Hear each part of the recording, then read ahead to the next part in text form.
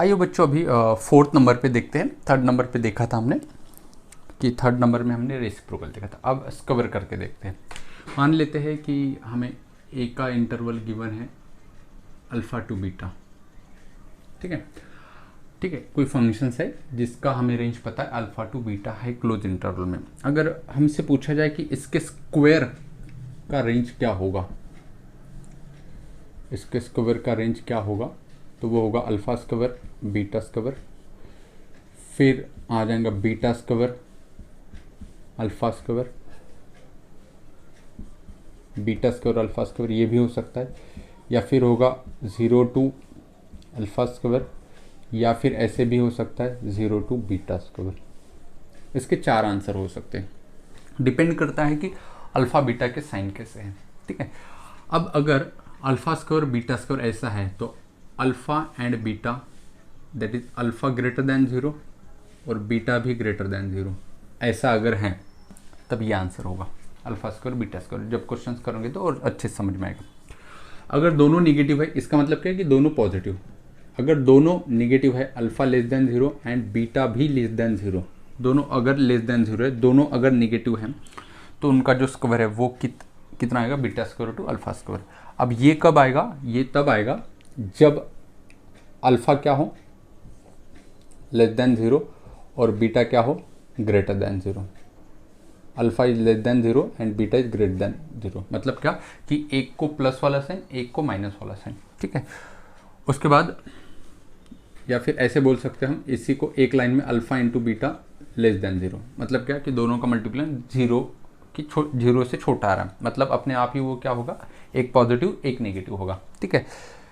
और दूसरी कंडीशंस कि alpha square greater than beta square, यहाँ पे भी same alpha into beta less than 0, लेकिन यहाँ पे beta square is greater than alpha square. अब इसको समझते हैं ये क्या लिखा हुआ है, तो ठीक है। चलो एक दो क्वेश्चंस लेते हैं इसी पे, तब और ज़्यादा जो डिटेल में है आपको समझ सकोगे। चलिए मान लेते हैं कि कोई ए है हमारे पास, और ए की जो रेंज है वो है हमारे पास 2 to 5। कितनी है बेटा, 2 to 5। अब कोई हमसे पूछे कि बेटा ए स्क्वायर की रेंज कहाँ से कहाँ तक जाएंगे, तो दोनों पॉजिटिव है, 2 और 5 दोनों ग्रेटर दैन 0 है, मतलब दोनों पॉजिटिव है। तो सीधा क्या करो, दोनों का स्क्वायर करो, तो ये आ जाएगा 4 और ये आएगा 25। हो गया आंसर इसका, ठीक है, कोई डाउट नहीं। ये पहली केस हो गई। दूसरी केस देखते हैं कि ए जो है उसकी जो रेंज है वो अगर मान लेते हैं कि -7 और -3 है, मतलब दोनों नेगेटिव है, तो ए स्क्वायर की रेंज कहाँ से कहाँ तक जाएंगे। तो आप बोलेंगे सर -7 का स्क्वायर 49, -3 का स्क्वायर 9। तो पहले अगर 49 लिखूंगा, बाद में अगर 9 लिखूंगा, ये तो गलत है, इंटरवल में ऐसा तो नहीं लिखा जाता। तो पहले छोटा नंबर लिखना होगा, है ना। तो छोटा नंबर स्क्वायर करके कौन आएगा, 9, मतलब इसका यहाँ पे लिखा और इसका 49, तो इसीलिए इसका स्क्वायर यहाँ पे आया, इसका स्क्वायर यहाँ पे आया, ये पलट के लिखे हमने। सही बात है, कब, जब दोनों नेगेटिव हो, ठीक है। ये हुआ केस सेकेंड। केस थर्ड की बात करते हैं कि अगर कोई सेट है हमारे पास, कोई फंक्शंस है हमारे पास ए, और जिसका हमें पता है कि -3 to 8 ये क्या है, हमारे पास रेंज है, और इसका हमें स्क्वायर की रेंज पूछा है। तो क्या होगा, बहुत सिंपल है। देखो एक पॉजिटिव एक नेगेटिव आ रहा है ना, 3 माइनस है और 8 जो है वो पॉजिटिव है। तो क्या होगा, इसके बीच में अब आप बोलेंगे सर 3 का स्क्वायर लिख दो 9 और 8 का बोल दो 64 और यही आंसर दे दो इसमें। तो इसके अंदर 0 तो नहीं आया। अब देखो मैं क्या बोल रहा हूँ, इसके अंदर 0 तो नहीं आया, लेकिन इनके बीच में तो 0 है ना, तो 0 का अगर स्क्वायर करूँ मैं तो 0 आना चाहिए, तो इसके बीच में 0 तो नहीं आया, ठीक है। और भी कोई एलिमेंट नहीं आया, जैसे इनके बीच में 2 भी है, तो 2 का स्क्वायर 4 होता है, तो 4 भी नहीं आया, इसका मतलब ये गलत है। तो इसके लिए क्या करना होगा, अगर एक पॉजिटिव है और एक नेगेटिव है तो हमें क्या करना होगा, 0 को पिक्चर में लाना होगा, जैसे लाया हमने 0 को। अब यहाँ पे क्या लिखा जाए, किसका स्क्वायर, दोनों में से जिसका स्क्वायर बड़ा होगा वो लिखना चाहिए।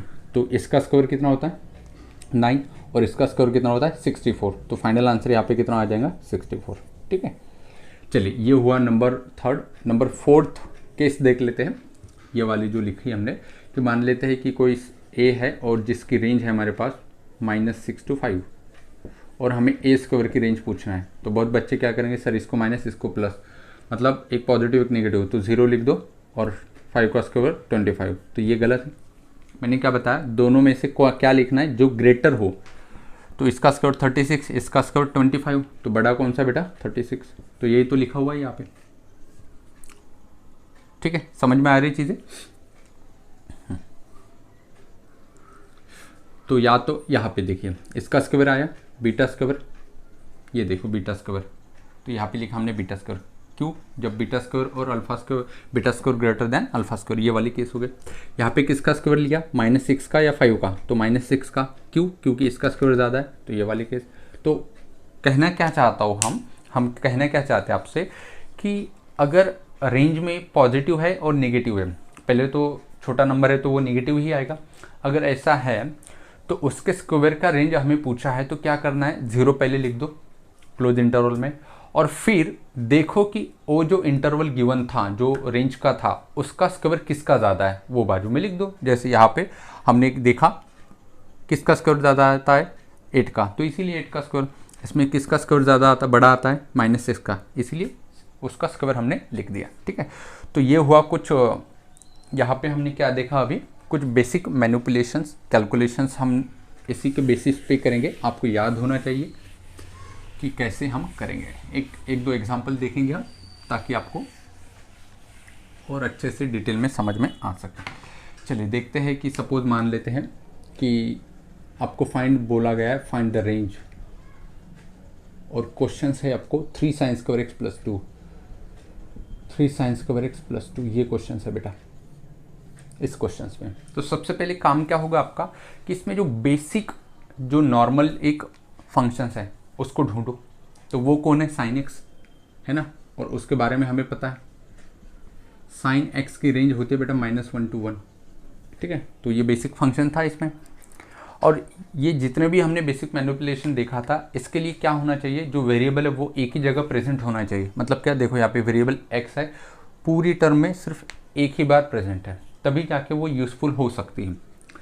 चलो अब क्या करना है, साइन का स्क्वायर करो, तो इसका स्क्वायर करो, sin स्क्वायर x, तो वो क्या आएगा, देखो एक माइनस एक प्लस, मतलब क्या होगा, 0 पिक्चर में आएगा या नहीं आएगा, तो 0 पिक्चर में आएगा, 0 आ गया पिक्चर में। अब क्या करना था कि जिसका स्क्वायर बड़ा है वो लिखो, -1 का स्क्वायर वो भी 1, इसका भी 1, तो दोनों का सेम ही है, तो 1 ही आ जाएगा। ठीक है, फिर क्या करना है, sin स्क्वायर x को 3 से मल्टीप्लाई करना है, तो 3 sin स्क्वायर x हो जाएगा। तो बहुत सिंपल है, सबसे सेकेंड वाली प्रॉपर्टी 3 से मल्टीप्लाई करो बेटा, इसको 3 से 0, इसको 3 से 3, फिर क्या करना है, इसमें 2 ऐड कर दो, तो 2 प्लस कर दो, सबसे पहली वाली प्रॉपर्टी लगाए 2 sin स्क्वायर x + 2, तो +2 करना है तो दोनों तरफ कर दो, इसमें 2, इसमें अगर मैं 2 ऐड कर दूंगा तो 5, और यही क्या होगा इसका आंसर। तो रेंज क्या मिली इसकी, 2 to 5। ऐसे वर्क करता है बेटा, जो हमने अभी तक बेसिक मैनिपुलेशन जितने भी मेथड देखे हैं ये ऐसे काम करती है। ठीक है, चलिए अब नेक्स्ट जो होती है बेसिक मैनिपुलेशन मेथड वो देख लेते हैं। अभी तक कितने देखे हैं हमने, 4 देखे, लास्ट वाले देख लेते हैं, नंबर 5, जिसमें स्क्वायर रूट लेना होता है। नंबर 5, जैसे मान लें कोई फंक्शंस है और जिसकी रेंज है alpha two beta, close interval, और अब यहाँ पे अपना जो अल्फा होगा वो हमेशा ही छोटा होगा, तभी तो वो पहले लिखा हुआ है, और बीटा बड़ा होगा तभी तो वो बाद में लिखा हुआ है।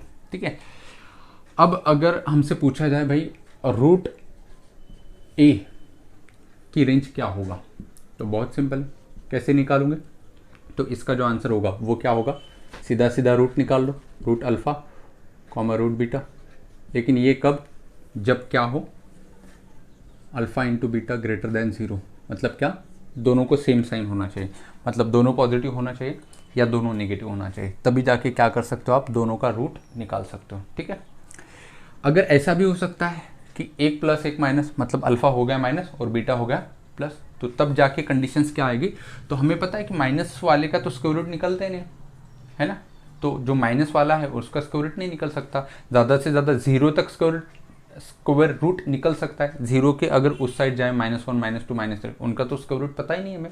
तो हमें ये अगर दूसरी केस ऐसी मिलती है, इसका आंसर क्या होगा, अगर अल्फा इंटू बीटा दोनों मल्टीप्लिकेशन ग्रेटर देन 0 है, मतलब क्या कि अल्फ़ा बीटा दोनों का साइन सेम है, या तो फिर दोनों पॉजिटिव है या दोनों नेगेटिव है, तब जाके ये आंसर आएगा।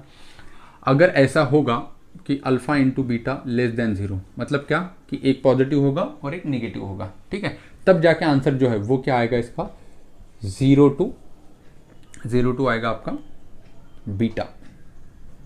0 टू क्या आएगा आपका बेटा बीटा। क्यों बीटा आया? क्योंकि जो पहला नंबर लिखा होगा इसमें वो क्या होगा छोटा, जो छोटा लिखा हुआ है इसने क्या बोला कि alpha into beta less than 0, इसका मतलब क्या कि एक प्लस होगा एक माइनस होगा। अब माइनस कौन सा होगा? जो पहले लिखा वो। क्यों? क्योंकि जो पहले लिखा वही तो छोटा होगा ना, ठीक है। अब वो ये तो निगेटिव आ गया, अल्फा निगेटिव, अब निगेटिव का स्क्वायर रूट तो निकाल नहीं सकते, फिर 0 से शुरू करो, 0 से, और लास्ट में बीटा का निकाल दो, ठीक है। अब क्वेश्चन देख लेते हैं ताकि आपको और अच्छे से समझ में आ सके, ठीक है। चलिए एक क्वेश्चन देख लेते हैं। चलो सपोज मान लेते हैं कि हमारे पास ए है और ए की रेंज जो है वो है हमारे पास 4 to 16 और हमें स्क्वायर रूट ए की रेंज निकालनी है। तो देखो दोनों प्लस हैं तो इसका स्क्वायर रूट बेटा 2 और इसका 4 हो गया आंसर, और यही रेंज होगा इसका। आई बात समझ में? अगर क्वेश्चन ऐसा होता -4 और -16 तो फिर तो ये दोनों माइनस अगर होते तो फिर इसका आंसर ही नहीं निकाल पाते हम, क्वेश्चन ही नहीं होता। देखो स्क्वायर रूट कब निकालेंगे? जब ये पॉजिटिव हो, तो इसमें दोनों नेगेटिव हैं तो स्क्वायर रूट नहीं निकाल सकते। तो देखो ये कब लगेगा? जब दोनों पॉजिटिव हो। जब दोनों नेगेटिव हो तब निकाल ही नहीं सकते स्क्वायर रूट, ठीक है। तो इसका आंसर क्या होगा? निकाल ही नहीं सकते, नल, ठीक है, क्योंकि नेगेटिव है, इसका स्क्वायर रूट तो आएगा नहीं। हाँ अब ऐसा हो सकता है कि ए की रेंज पता है हमें -2 to 4, ऐसा क्वेश्चन है, ठीक है, और अब इसका स्क्वायर रूट निकालो। तो यहाँ पे देखो माइनस आया, तो माइनस का तो कभी हम निकाल ही नहीं सकते स्क्वायर रूट, तो 0 पिक्चर में आएगा 0 और इसका स्क्वायर रूट लो, कितना आएगा 2। आई बात समझ में? ठीक है। एक छोटा सा और एग्जांपल लेंगे, इसी को आगे बढ़ेंगे। चलो देखो कि ए है और ए सपोज मान लेते हैं -8 to 64 है और हमें स्क्वायर रूट निकालना है, तो इसकी रेंज क्या होगी? तो बेटा ये तो माइनस आया, और जैसे ही माइनस आया मतलब दोनों देखो एक प्लस एक माइनस आया, तो ये वाली कंडीशन होगी, दोनों पॉजिटिव ये दोनों नेगेटिव, हमने देखा दोनों नेगेटिव में तो पॉसिबल ही नहीं है, तो ये वाली कंडीशन है alpha into beta greater less than 0। इसको क्या कहना है? ये कंडीशन क्या मतलब होता है कि एक प्लस है एक माइनस है, तभी जाके दोनों का मल्टीप्लिकेशन कितना आया? लेस देन 0 आया, नेगेटिव आया। इसको ये कहना है बेटा alpha less than 0 beta greater than 0, ये कहना है इसको, ठीक है। तभी जाके ये दो बार लिखना ना पड़े, इसीलिए मैंने कॉम्पैक्ट फॉर्म में लिखा alpha into beta less than 0, ऐसे तरीका होता है। तो यहाँ पे नेगेटिव आया, नेगेटिव का तो होता नहीं, तो फिर 0 पिक्चर में आएगा, फिर 64 का स्क्वायर रूट क्या होगा 8, बस यही होगा इसका रेंज। तो रेंज क्या मिला बेटा यहाँ पे हमें 0 to 8, ठीक है, और यही होगा आंसर, ठीक है। तो अब तक जितने भी हमने बेसिक मैनिपुलेशंस देखा है, पढ़ा है, आपको क्या करना है, बहुत बेहतरीन तरीके से उसको 2-3 बार रिवाइज करना है, और रिवाइज करते करते उसको 2-3 बार लिख के देखो, याद करके देखो, ठीक है। तो अब हम बढ़ते हैं बेटा, कुछ 1-2 क्वेश्चंस कर लेते हैं, ठीक है। चलिए क्वेश्चंस पे आ जाते हैं।